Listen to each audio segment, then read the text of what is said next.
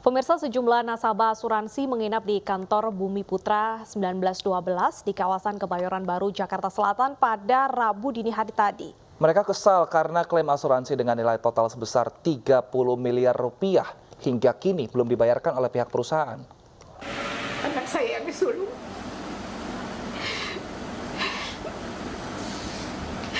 Anak saya yang disulung itu butuh biaya mungkin untuk psikiatri.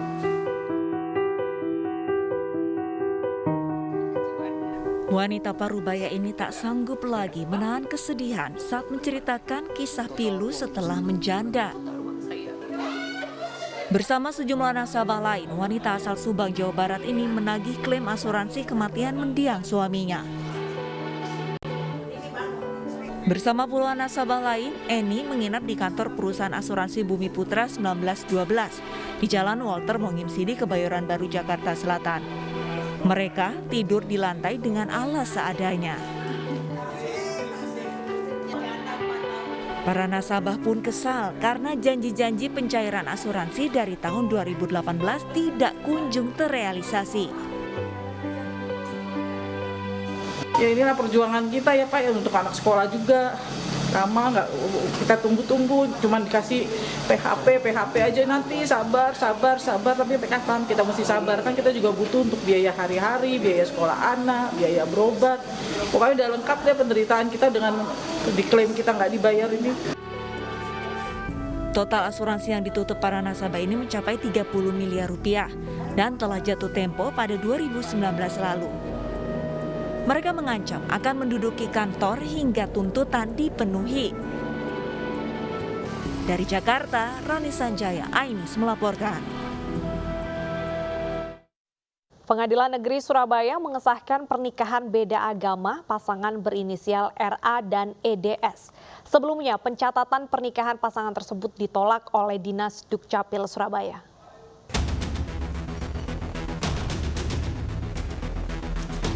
Pengadilan Negeri Surabaya mengabulkan permohonan pasangan berinisial RA dan EDS agar diizinkan menikah beda agama. Keduanya menikah pada bulan Maret 2022, namun ditolak saat hendak mencatatkan pernikahannya ke Dinas Catatan Sipil Kota Surabaya. Salah satu pertimbangan hakim saat mengeluarkan penetapan pernikahan beda agama adalah perbedaan agama tidak termasuk larangan untuk melangsungkan perkawinan sebagaimana diatur dalam Undang-Undang Perkawinan. Dengan pertimbangan salah satunya adalah bahwasanya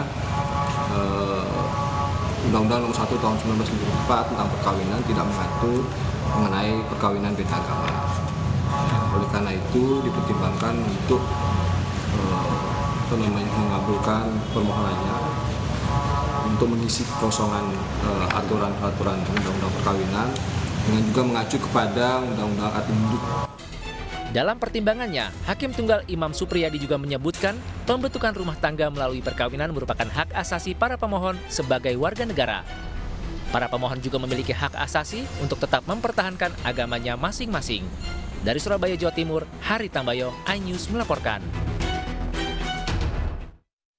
Petugas haji mendapati oknum Mukmin Indonesia di Madinah memasukkan jamaah ke Raudah dengan cara ilegal. Pelaku nekat membuat surat palsu demi meloloskan ratusan jemaah.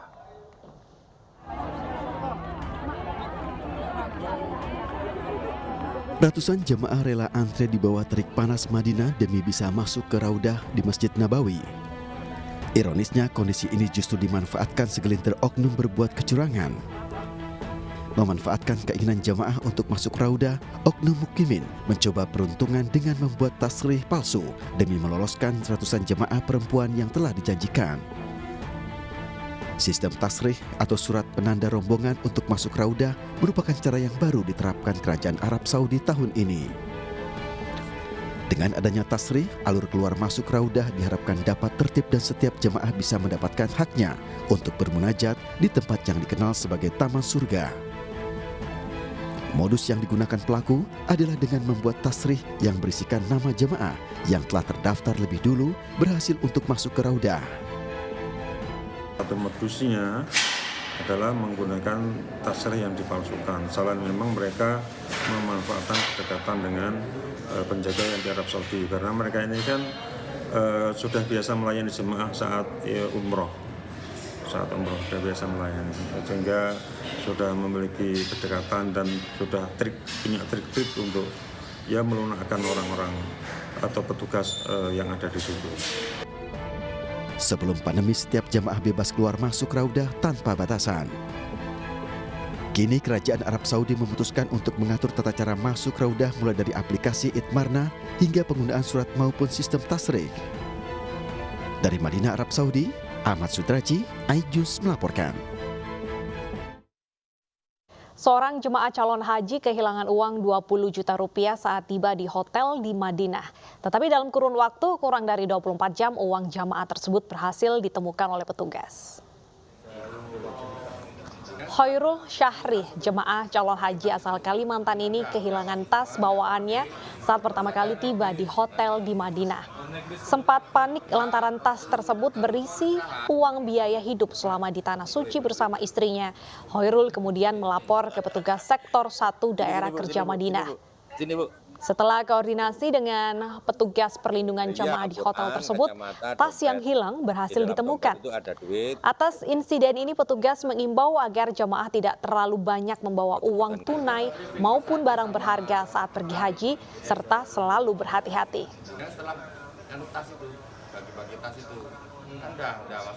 Duit,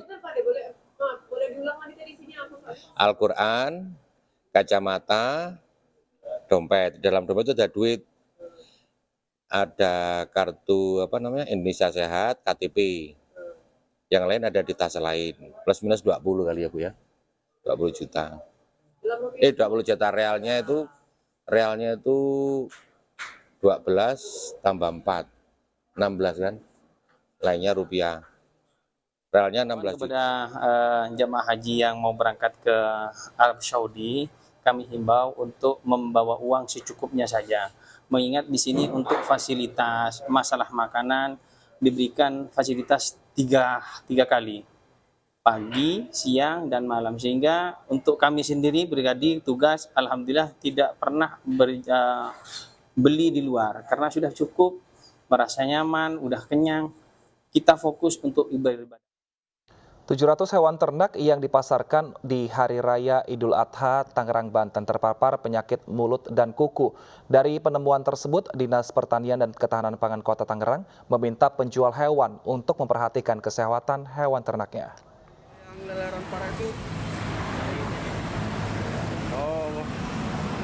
Jelang Hari Raya Idul Adha yang jatuh pada tanggal 9 Juli 2022 dan untuk memenuhi kebutuhan daging kurban, pemeriksaan kesehatan hewan dilakukan Dinas Pertanian dan Ketahanan Pangan Kota Tangerang. Di sejumlah lokasi penjualan hewan kurban, satu persatu sapi diperiksa kesehatannya, mulai dari mulut dan kuku. Hal ini dilakukan untuk memastikan penyebaran penyakit mulut dan kuku yang terus merebak di sejumlah wilayah di Indonesia. Pendataan dan pemeriksaan diberlakukan bagi seluruh hewan yang dijual untuk kurban di Hari Raya Idul Adha. Dari hasil pemeriksaan terdapat 700 hewan terpapar penyakit mulut dan kuku. Hewan-hewan tersebut didatangkan dari lokasi yang terdapat penyebaran penyakit PMK. Buat kami di Kota Tangerang memang hampir semua ternak yang ada itu bersumber dari daerah wabah. Dan sejauh ini sudah keterpaparan ya, yang gejala klinis PMK sudah hampir menembus 700 ekor. Tapi sudah hampir sembuh dengan pengobatan dari dinas juga dari teman-teman peternak sudah 60%.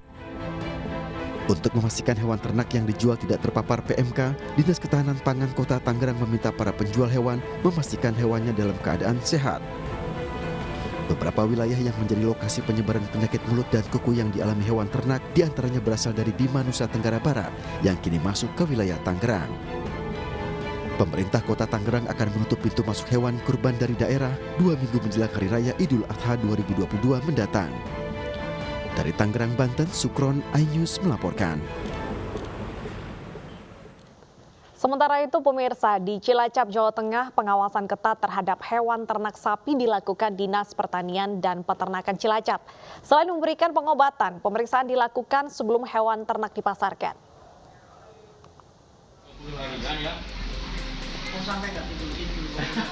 Pemeriksaan kesehatan bagi hewan ternak sapi dilakukan Dinas Pertanian dan Peternakan Cilacap dengan mendatangi sejumlah sentra ternak sapi. Satu persatu hewan ternak sapi diperiksa dan mendapat pelayanan kesehatan. Pemeriksaan dan pelayanan diberikan menyusul wilayah Majenang Cilacap yang terdeteksi menjadi lokasi yang terpapar PMK. Tak hanya layanan kesehatan, edukasi bagi pemilik hewan ternak diberikan. Pada tahun ini kita telah melakukan berbagai upaya-upaya dalam rangka mengurangi atau memeliminasi terkait dengan adanya penyakit mulut dan kuku. Karena upaya kita monitoring, upaya kita edukasi ke masyarakat, terutama para peternak, termasuk pengumpul atau pedagang-pedagang. Alhamdulillah sehat. Oke. Adanya PMK ya memang nggak bisa dihindari, tapi kita harus ada penanganan, harus optimis, pasti sembuh. Layanan kesehatan bagi hewan ternak sapi akan terus diberikan Dinas Pertanian dan Peternakan Cilacap menyusul semakin dekatnya Hari Raya Idul Adha dan menjamin ketersediaan hewan kurban di wilayah Cilacap maupun wilayah lainnya di Pulau Jawa. Dari Cilacap, Jawa Tengah, Heri Susanto, iNews melaporkan. Mantan Menteri Perdagangan Muhammad Lutfi memenuhi panggilan pemeriksaan Kejaksaan Agung di Jakarta. Selengkapnya sesaat lagi.